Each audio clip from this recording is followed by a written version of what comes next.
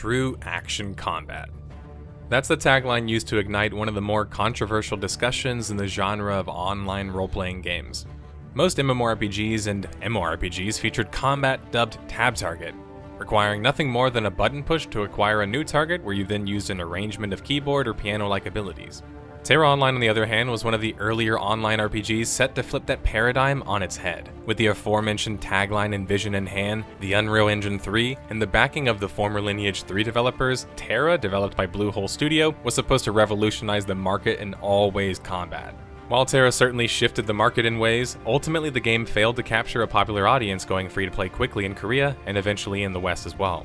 With Bluehole restructuring their company and Inmass Entertainment, the original Western publisher, shuttered near the end of 2020, the fate of Tera Online remains in a bit of a limbo. What went wrong with one of the pioneer action combat MMORPGs? And how has it ultimately found itself here on the Death of a Game series today? Through a combination of clues and evidence and sweet, sweet jazz music, we will crack open today's case concerning every weeb's dream on this episode of Death of a Game, Tera, Exiled Realm of Arborea.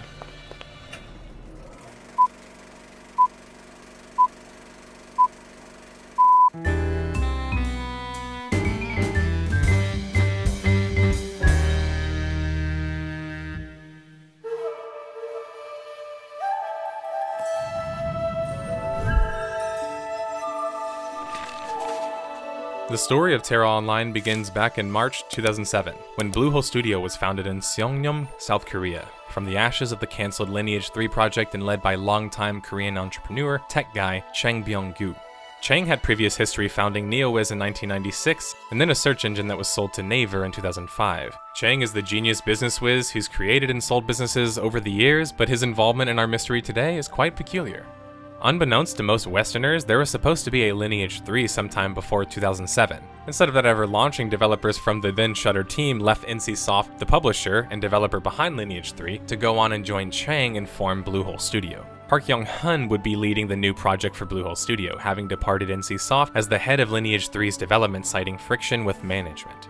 Enriched with the MMO veteran talent, experienced in using Unreal Engine 3, which for the time was a prevailing game engine, Bluehole Studio immediately began development on Tera, March 2007. Tera, as it turns out's very existence was already so early marred by drama and serious allegations when sometime in 2007, NCSoft brought a civil action suit against Bluehole Studio for damages. NCSoft alleged that Bluehole Studio founders and employers were formerly employed under NCSoft and were working on Lineage 3. They accused the team of theft of valuable trade secrets. Bluehole would be convicted in Korean criminal court in 2009. 1 year later, in a civil court case, NCSoft would be awarded $2 million in damages and utilizing trade secrets for monetary gain. This would be ultimately reversed, though. I believe this is the only way Bluehole Studio was able to even launch Tera in the first place. Litigation trouble and a powerful enemy in NCSoft certainly wasn't going to do Tera any favors, especially if the allegations were indeed true. Tera Online was Bluehole Studio's first serious title, and it would be debuted for the first time March 2010 at GDC 3 years after development had begun.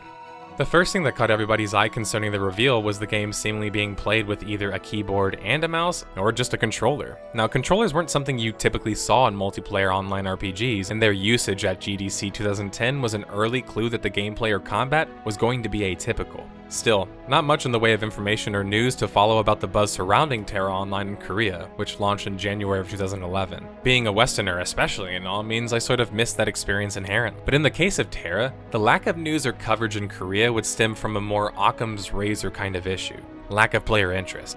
It must be noted that Tera launched in Korea as a subscription-based game too, which for the time was a bit dated of a model on the market, which could contribute to the game not being as accepted as a whole. Bluehole Studio would carry that model though to the Western launch of Tera as well.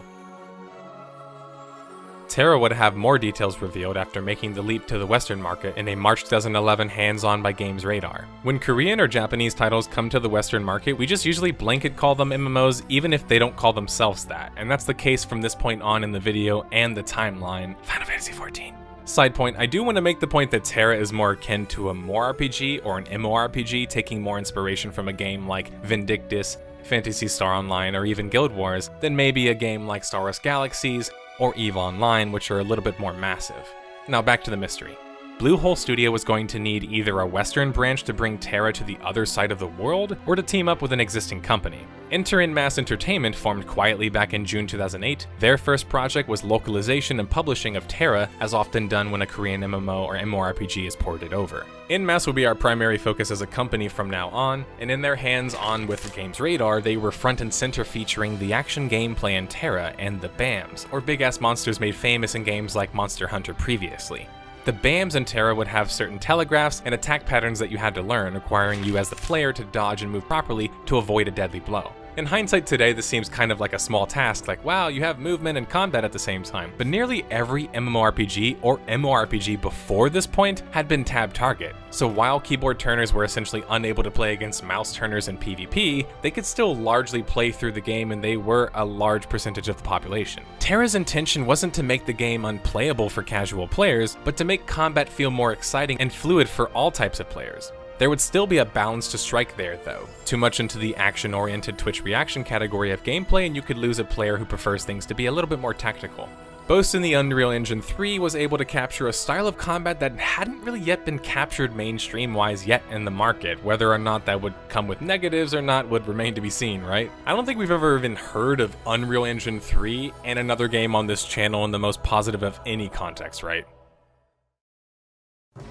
Tera would feature 8 classes out the box: Slayer, Mystic, Priest, Lancer, Archer, Warrior, Sorcerer, and the Berserker. All would feature their own unique attack patterns, speeds, and combat styles. Sorcerer, Mystic, and Priest being the only spellcasters in the game, with Archer being the only physical ranged damage dealer.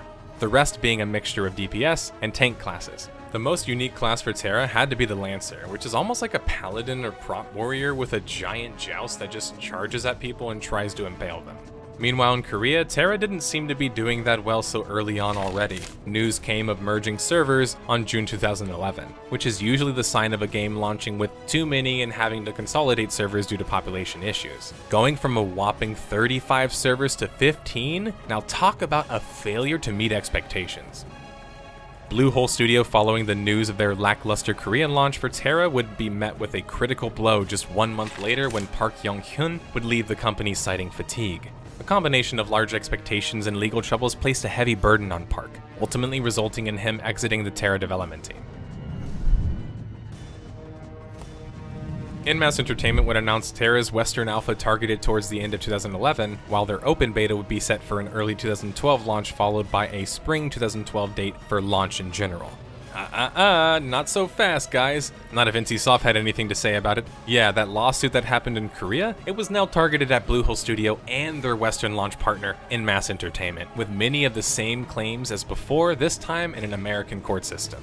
Mass VP of Publishing Chris Lee would respond to NCSoft's attempts to mar the launch of Tera, outright rejecting NCSoft's claims. NCSoft would respond with, to the contrary, they made off with copious amounts of confidential and proprietary NCSoft information, computer software, hardware, and artwork related to Lineage 3. NCSoft would detail more in their claims, citing that Bluehole Studio's business strategy even can be centered around this idea of taking what they had with Lineage 3 and simply making a new game with a new company. It seems strange to me to see Mass denying the claims when Bluehole already won a suit in Korea, even if they didn't get the money that they sought. But then again, they can't exactly publicly say that they did it and have some sort of legal defense, right? You're obligated in such a situation to argue in your best interest, even if it's based on a potential lie. It was a fair criticism to levy at Tera even before launching in the West. What about the game was unique? What was the game's vision exactly? Even if it has fantastic combat, that wasn't going to be enough, right?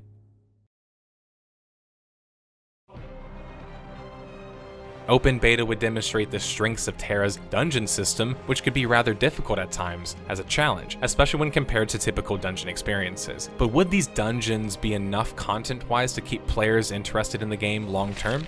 Tera trying to solve that would feature Rift's, well, Rift system. Ditto lawsuit memes aside, this system simply wasn't enough to keep players interested long-term. Mass and Bluehole Studio were going to need to do more to provide a consistent content schedule if they wanted to attract a PvE audience. PvP for a game with Tera's combat was sort of expected, but unlike many massive games, Tera focused more on smaller scale battles which would lend themselves to more of an action-paced style of combat anyway. With GVG battles, arenas, and a toggle for open world PvP, would these systems be enough in 2012 for an MMO or MMORPG to compete with the current titans of the industry? To be blunt, Tera content-wise had less content than Guild Wars 1 did back in 2003 or 4, another comparable MMORPG that came out 8 years before Tera did. This meant that they were going to have a problem of content at launch, like most titles suffer from on this series, unfortunately. Criticism aside, I was one of the players who tested Tera during its beta phases, and I was thrilled to play a multiplayer online game with a combat system that didn't have multiple second-long GCDs and required both active moving and aiming at the same time. Tera early on in beta when I played it had a challenging combat system and a dungeon system that required players to work together to progress instead of some arbitrary auto-face roll deathball process. I had my questions then concerning the content lasting long, but I personally saw, I thought, enough potential for growth with Tera depending on how they handled the launch process.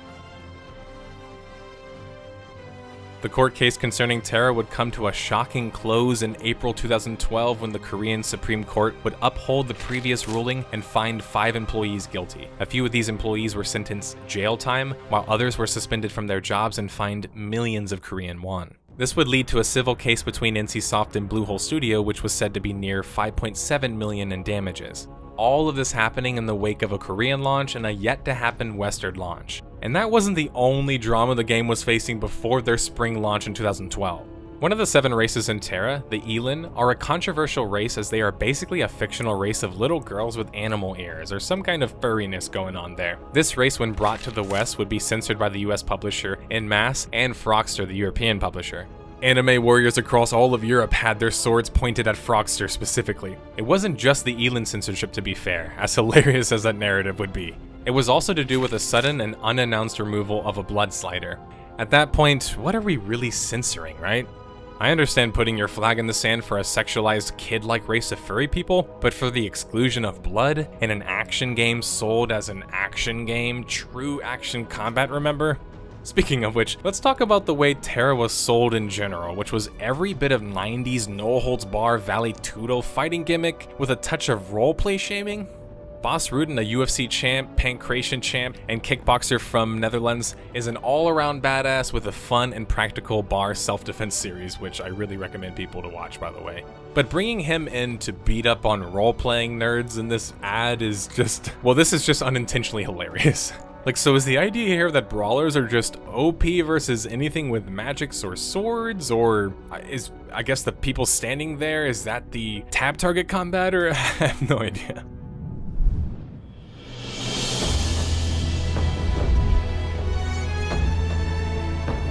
Tera, after surviving multiple lawsuits, censorships, and a trip overseas, would finally launch North America May 1st, 2012, and May 3rd in the EU. According to aggregate review website Metacritic, Tera would score a 77 out of 100 from 41 critics, and a 6.9 out of 788 player ratings. GameSpy would review the title, giving it a 3.5 out of 5, highlighting the action combat, an extensive world, plurality of dungeons, big-ass monsters, and BAMs as a strong point for Tera. On the other hand, GameSpy's negatives listed dull quests, bad pacing, and questionable staying power. IGN, on the other hand, scored Tera a 6.5 out of 10. Tera is an action MMO that nails the action part and then manages a facepalm-inducing faceplant on all the other bits. Combat moves quickly and feels great, but dull quests, a generic disjointed story, repetition ensures that any fun you might stumble across is short-lived. Between impressive graphics and flashy battles, Tera has mountains of style. Substance, however, is still sadly lacking. PC Gamer, perhaps the most harsh of the bunch, would give Tera a 64 out of 100, stating that Tera wastes your time and charges you €10 a month for the privilege. The first 15 or so hours are genuinely insufferable. Tera's combat was certainly impressive, but since the game took a year and some change to launch in the West, the market had already started getting a slew of more Tera-like combat systems, or more Vindictus-like to be fair, which came before Tera. The combat being the only gimmick or strength for the game wasn't helping them as much 2 years later, and although it was still a great combat system in the MMORPG sense, when you stripped away the novelty of it all from Tera, according to the many critics, you were left with a puddle of depth and content. Nothing sustainable enough to keep players interested long-term, which was absolutely crucial for a subscription-based multiplayer online game. Speaking of subscriptions, unfortunately, there's no data available concerning Tera's subscription numbers at launch, but considering just 2 months later, En Masse was met with layoffs, whether or not those are the natural launch cycle contract layoffs or more permanent losses due to failure to meet expectations would remain a mystery, unfortunately, detectives, but I have a hunch more on the latter. Tera's first major update would be the Argon Queen update, which added 2 much needed new dungeons and additions, and added new abilities to the Warrior and Lancer classes. There was going to need to be a lot more updates like Argon Queen to keep players interested. Likely not coming as a surprise to the Korean audience, but much of a surprise to the rest of us Western Tera players, MMO Culture would translate a tech press release stating that Tera would be going free to play starting January 10th, 2013 in Korea, and follow sometime in mid-February in Japan. This certainly implied the same fate could be seen for Tera in the West, but according to En Masse, regardless of the news from Korea, they were dedicated to continuing to grow and improve the game as updates were still coming. But En Masse didn't exactly deny the claims, nor the implication that the same might happen to their version of Tera Online either.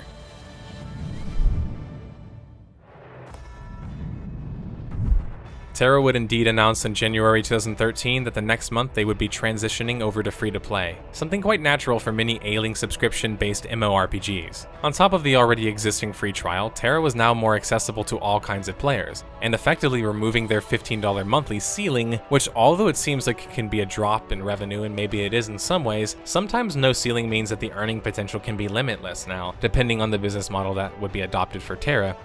That was a question now, with Tera going free to play, would they be resorting to the pay-to-win tactics quite common in Korean adaptation titles? With Bluehole Studio not falling victim to their inability to reach massive expectations and money placed on them, would continue to operate, acquiring investment and looking to publish more online games going forward. They weren't giving up on Tera yet either. To make some moves at En Masse, they would promote the former VP of Publishing, Chris Lee, to acting CEO of the company while bringing in Soo-min Park, a former VP at Nexon, to round things out as COO.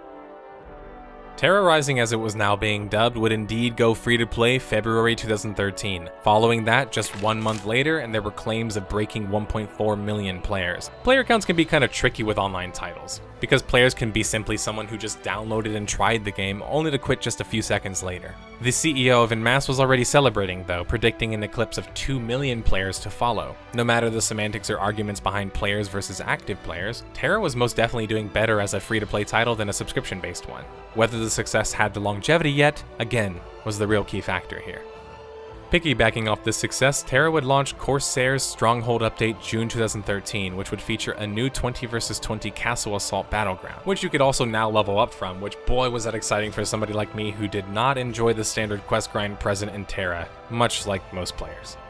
Tera would wait an entire year before they would add another dungeon to the game in Gillyglade. Plagued by a content drought, performance and balancing issues that were only getting worse, the player base for En Masse was dropping rapidly already. It's hard to blame the player base when they can basically kind of see the future. They can look ahead and see how Tera is doing in Korea, how is it doing balance-wise, and how active are the updates. And then the next question would become, how long until that hits the Western market?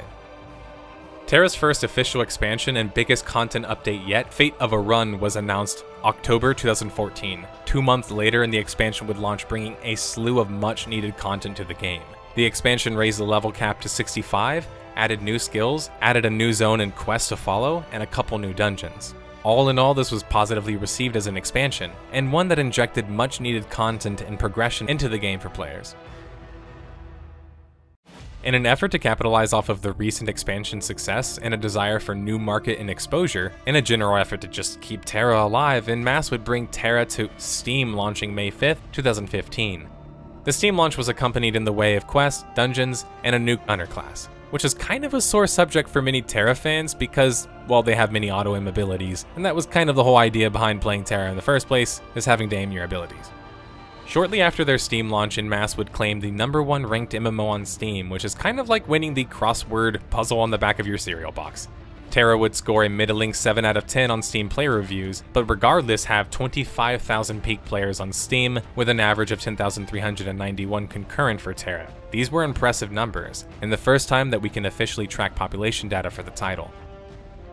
Tera would drop to just 11,550 players peak, losing more than half of their player base in July of 2015. Over the course of the next 2 years, Tera would continue to march on with piecemeal updates while still maintaining a healthy population until up about August 2016, when the population seemed to drop below 4,000. From this point on, the battle for Tera's survival seems to be an uphill one, never quite eclipsing that previous player count and steadily decreasing.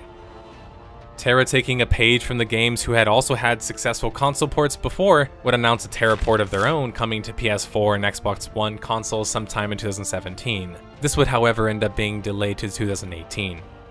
Tera would be dealt another deadly blow to the community, when En-Masse would decide to go radioactive concerning the mods and player add-ons used in Tera, effectively crippling them. This response was due to the rampant exploits and advantages gained from using a particular code/framework/add-on that assisted you with your ping or latency, which was crucial in an action-oriented game. A modder had figured out how to code a better latency into Tera, and after doing such over time, people learned to exploit the method the modder used for personal game and negatively affected gameplay experiences. Most of the hardcore player base was using this mod, but it came to an abrupt conclusion when sometime in April 2017, players found a way to buy items from a higher tier in the Emporium shop.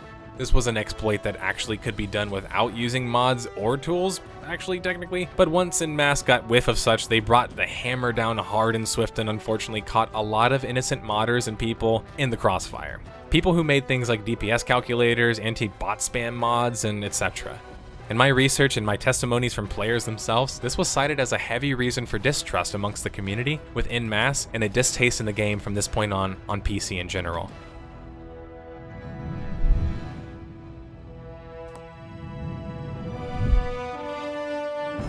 Tera would launch on consoles Xbox One and PS4 finally April 3rd, 2018. This would prove to be a pivotal move for Tera, as their game had always lended itself to being played well with a controller. How in their first presentations players were using controllers to test the game. It might have been best to even try to push that to consoles much sooner even.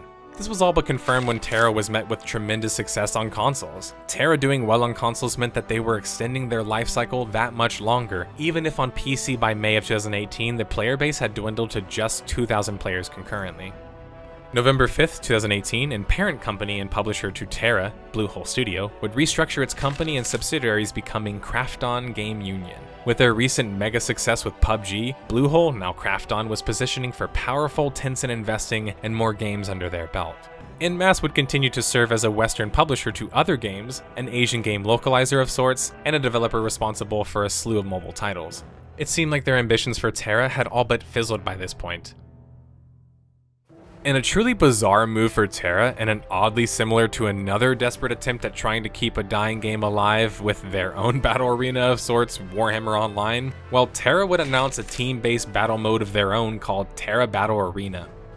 The gameplay and style would mimic that of a traditional MOBA with heroes to choose from, runes, and the usual cosmetic items. There's two reasons that this pivot seems so strange to me. First, it's 2020. Who wants to play the same style MOBA games anymore really who isn't already playing Dota or League? This move just seems like 8 years late. On the other hand, just like in the case of Warhammer Online and Battlerite and their Battle Royale game spinoff, what something like Tera Battle Mode does is split development focus and the manpower much needed to focus on the game itself. It also splits the player base, which isn't really doing them any favors. It's just a straight gamble, and it was one that ultimately failed, as En-Masse would announce a closure of their company August 17th, 2020. A company of 11 years who had recently published a Stranger Things and Dark Crystal game would be closing their doors so suddenly. The good news for players was it seemed to imply that Tera wouldn't be shut down but transferred to whoever would be taking over control of the publishing rights in NA. All signs were pointing to Gameforge at this point, who was previously known as Frogster, who was still running things in the EU. This wasn't good news for many fans, considering they already saw how Gameforge handled Ion's transition and how pay-to-win that game became. A scary look ahead for what was left of Tera players and their potential future. But at this point, Tera hadn't exactly been free of pay-to-win mechanics anyway. Krafton would function as the developer for Tera going forward, while also developing a new MMO they haven't yet launched in Ascent Infinite Realm, Ilion. Gameforge would indeed take over publishing rights for Tera in NA, October 15th, 2020. Gameforge's approach to Tera is fair though. Take content that has been removed over the years and bring it back. The argument there is that it shouldn't have been removed in the first place, but it speaks to the lack of new content coming to the game, which also kind of fills my pessimism, on top of watching Gameforge's handling of Ion, but I digress. Speaking of which, I think this is a good time to address my criticism regarding Tera and lacking dungeons. In Tera's defense, they actually have a lot of dungeons. They either just don't utilize them well, remove them a lot, or the gameplay core is flawed. Removing content is very controversial for players. It's nearly never seen as a positive, especially in the case of Tera where many dungeons were simply removed because they were either phased out or not properly adapted. By not utilizing them, well, I simply mean just including them in the first place isn't enough. You either need to know how to properly pace players with dungeon content or properly challenge players who do experience the content. This leads into my final point on dungeons, which is not balancing the game as new dungeons are added or re-added. This makes the game considerably easier than what it was before, especially with the addition of new things like XP boosts and the power ceiling getting increased as a cash up is included. There's a sort of scary implication that goes along with this. Shaky foundation. Without a proper foundation to stand on, proper balancing, no matter how many new dungeons were added, Tera's gameplay experience would just be flawed. This is the dangers of vertical progression, both player and content-wise, and a large reason why players, even Tera players, ask for classic servers, which are older versions of the game. Tera's balance issues didn't just hurt dungeons though, they also marred beyond repair PvP, leaving it mostly unplayed by players. A stark contrast of nearly every other action-oriented game covered on this series or in the market period. Poor balancing for Tera has served as a silent killer of sorts. Sure, it's been involved in this story throughout, but it's impressive how many issues Tera faces due to this. It's sort of the idea that no matter what you do to the boat, you just have a hole and you can't plug it.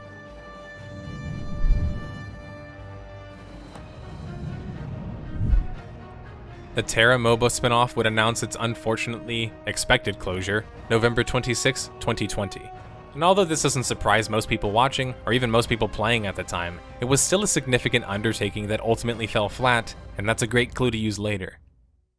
The most recent patch notes for Gameforge's Tera seem to be rehashes of dungeons, limited time events, and more attempts to monetize. But who's really tuning in anymore? According to Steam, Tera has had, as of December 2020, under double-digit population numbers, and the console numbers aren't likely that much better. 8 years after launch, Tera has seemingly found itself in a position where its fate and future seem undetermined. With the game not having received significant updates in some time, and facing the drama and turmoil from switching publishers, Tera clearly isn't going to make some heroic recovery anytime soon. Now, before I go into reviewing our clues and evidence thus far to diagnose the death of a game Tera, there's one final point I have hinted at times but I've never really fully committed to exploring or explaining. We kinda glossed over Tera's use of Unreal Engine 3 because frankly speaking, many of their problems with development can be very likely explained in their reliance and usage of that said engine, so it's kind of like full story stop, right? Unreal Engine 3 is an iconic engine known for being quite successful in a far range of video game genres. Historically, however, when brought to the genre of multiplayer online games, it has consistently underperformed, in some cases, to a lethal dose. Unreal 3 makes Tera Online play like doo-doo in 2021. The game was highly unplayable for the vast majority of non-high-end machines as far back as open beta as well. I remember that personally back then too.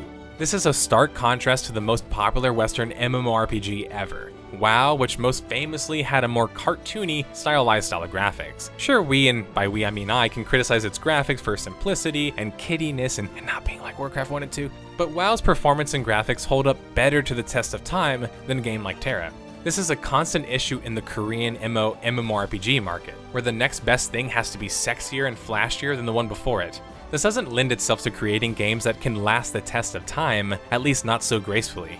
Yes, there's exceptions in Lineage and games like that, but Unreal Engine here has been a constant thorn in many MMO players' sides, and it proved to be a rather deadly one in hamstringing Tera's gameplay performance overall.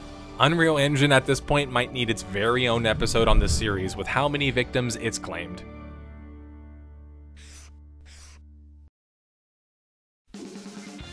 It's that time of the video, detectives. Gather around as we unveil the clues and evidence concerning the largest contributing factors in the death of a game, Tera Online. Unreal Engine 3 claims yet another victim. plagued with severe balance issues since launch, critically wounding PvE and crippling PvE content. Not enough of a sustainable, deep, long-term content loop in the dungeon system. En Masse was seen as the antagonist by the community for their third-party program purge.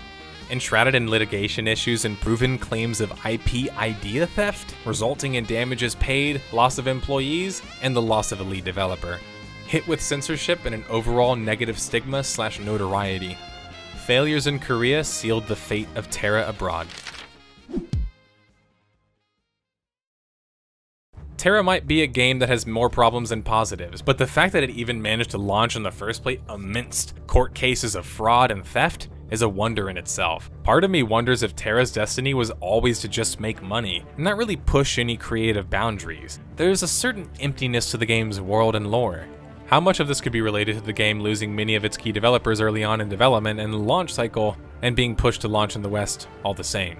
There didn't seem to be a long-term plan with Tera, as its lack of long-term progression systems would prove, almost as if Bluehole and En Masse would themselves be surprised it managed to launch in the first place. Tera might be one of the best examples of a forgotten pioneer, because by the time it was revealed to the Western world, its most powerful game feature had already been copied and distributed amongst other rival games. Longevity problems aside, I'm convinced that if a game like Tera had launched just a mere few years earlier, it would have been seen as truly revolutionary. Instead, we have a game with a heavily marred past that seems almost forgotten these days. The same game that we can thank for being a large contributor in the movement towards more action-oriented combat and multiplayer online games, which being a pioneer and proved to be ultimately fatal. Thanks for watching, guys.